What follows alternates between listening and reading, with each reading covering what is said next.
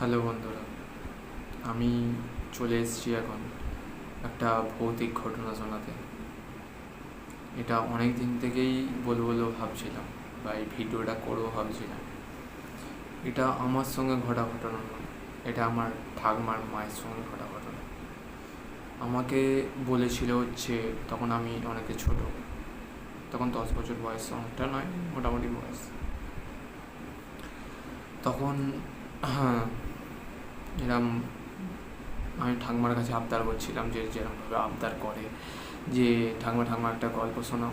ঠাকুমা বলছে, তার শোনাচ্ছি একটা ভালো ভূতের, মানে সত্যি ঘটনা একটা বলেছিল আমাকে ঠাকুমা।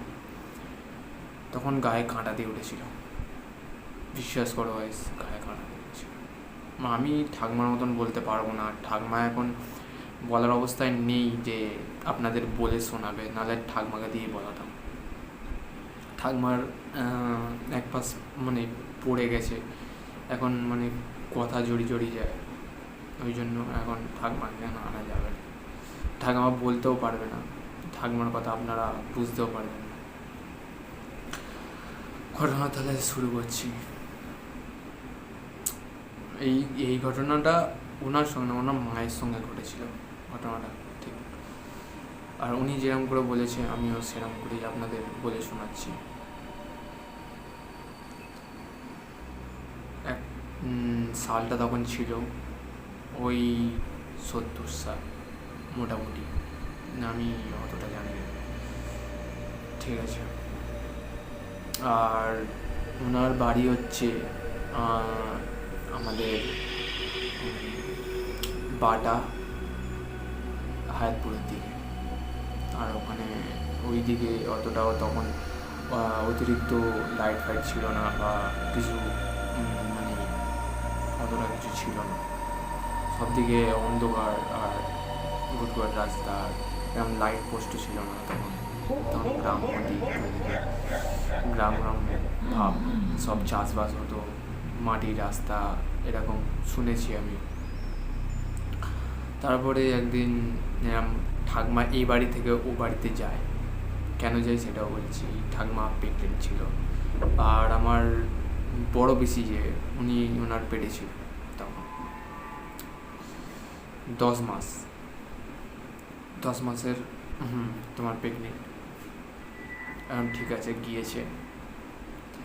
এবারে গিয়ে ওখানে অনেক দিন ছিল, বা কিছু অনেক দিন ছিল। আর ওনাদের বাড়ি হচ্ছে ওই যে হায়াতপুরের ওই ডান দিকে যে রাস্তাগুলো আছে, যে সরু সরু গলির দিকে চলে গেছে, যে গলিগুলো ছিল, সেখানে ওনাদের বাড়ি ছিল। আমি কোনোদিন যাইনি সেখানে, আর এবারে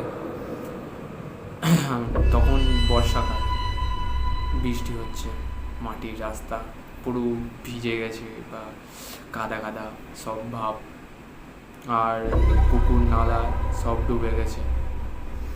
এবারে ওনাদের বাড়িটা ছিল এই সাইডে, আর রাস্তাটা একটা মানে ওদের বাড়ির পাশের দিকেই একটা রাস্তা ছিল, মিটি রাস্তা, এরম মানে সোজা চলে গেছে মাঠের দিকে। মাঠে ছিল হচ্ছে তোমার ইট ভাটা বলে, ইট ভাটা।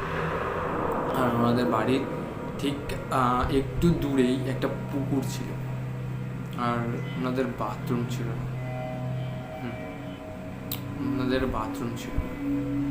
সেই সময় মানে সব কিছু সব মানে মাঠে ঘাটে দিন কাটতো, দিন কাটতো মানে বাড়ি ছিল কিন্তু মাঠে ঘাটে মানে বাথরুমটা করতে যেত, ঠিক আছে। গল্পতে আসা যাক। অনেকদিন ঠাকুমা ওখানে ছিল। এবারে থাকতে থাকতে একটা রাত্রিবেলা, তখন টিপটিপ করে বৃষ্টি পড়ছিল, আর রাত্রিবেলা মানে ঠাকুমার খুব জোরে পটি পেয়ে, ঠিক আছে। এবার পটি করতে মানে যাবে, টর্চ নিয়েছে, আর ঠাকুমার হাতে টর্চ, আর বড় মার হাতে টর্চ ছিল না, ঠিক আছে। এবার টর্চ না থাকায় মানে ঠাকুমাকে বলেছিল ওই রাস্তার উফুটে গিয়ে বসতে। এবারে ঠাকুমার মা মানে পুকুর ধারে সাইডে বসেছে। এবার পুকুরের কি ঘটনা সেটা আমি লাস্টে বলছি, পুকুরে গিয়ে ঘটেছিল। এবারে বসেছে, বসতে এবারে মানে ওনার মেয়েকে বলছে বা আমার ঠাকুমাকে বলছে যে খুকি তাড়াতাড়ি মানে হয়ে গেলে তুই চলে যাবি, আমি যাচ্ছি। হচ্ছে ঠিক আছে মা, আমি এখানে আছি, তুমি ছেড়ে নাও। বড় মা বলছে ঠিক আছে। এবারে বড় মা কী হয়েছে, এবারে তখন বর্ষাকাল, সব দিকে জল ভর্তি হয়ে গেছিলো, মাছ ফাছ ধরে, সব মাছ ফাছ হচ্ছিল সব। মানে এবারে বড় দাদু কোথাও একটা গিয়েছিলেন সেদিনকেই, কোথাও মানে একটা মানে সে আগেকার যুগে সেই পর্দায় সিনেমা হতো যে এগুলো হতো, সেখানে গিয়ে মানে দেখতে গেছিলেন। এবারে বড় মা বসে আছেন, এবারে বসে থাকতে থাকতে পুকুর ধার থেকে ছল ছল করে আমার আওয়াজ হচ্ছে জলে ছপ ছপ করে। বড় মা বলছে মাছ উঠেছে নাকি মাছ রং করছে, মানে অতটা গা করেনি। এবারে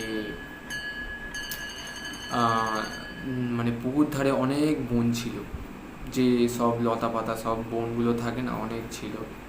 এবারে বনগুলো না সুসু সুসু করে উঠছে, এবার বড় ভাবছে মাছ ফাছ উঠছে হয়তো বা কিছু। এবারে ভেবেছে ওরকম কিছু উঠছে। এবারে মানে ওই আওয়াজটা আস্তে আস্তে ওনার কাছাকাছি আসতে চলেছে, মানে আসছে। এবারে সেই আওয়াজটা আস্তে আস্তে ওনার পিছনটা করে এসছে। উনি এবারে কী করেছে যে ওই একবার ঘুরে দেখি তো যে এটা মাছ বা অন্য কিছু কিনা। এবার যেই ঘুরে দেখেছে ওনার চোখ ওখানেই দাঁড়িয়ে গেছে,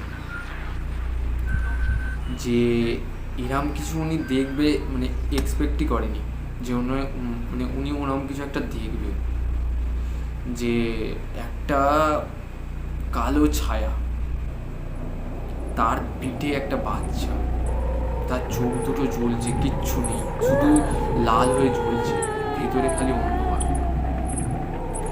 এবারে সেই ছায়ামূর্তিটা ওনার দিকে এগিয়ে আসছে, উনি দেখছেন ওনার দিকে এগিয়ে আসছে।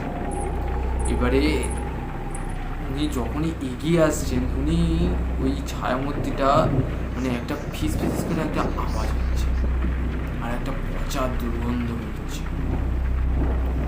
এবারে সে যখন এই ছায়ামূর্তিটা এরম আসছে, আর বড় মা তখন সব ফেলে রেখে দৌড়ে পালিয়েছে সেখান থেকে, দৌড়ে। আর আমার ঠাকমা সেখানে বসে আছে। ঠাকমা তো দৌড়তে পারবে না, ঠাকমা সেখানে উল্টো দিকে বসে আছে, উল্টো দিকে মানে রাস্তার ওপাশে, মানে পুকুরটা এই দিকটা করে আর রাস্তাটা আছে ওই দিকটা, ঠিক আছে। এরকম হয়েছে। আর ওনাদের বাড়ি ঠিক এই জায়গাটা বলে, মানে মিডিল পয়েন্ট, ঠিক আছে। মানে এবারে উনি ঘরে ঢুকে গিয়ে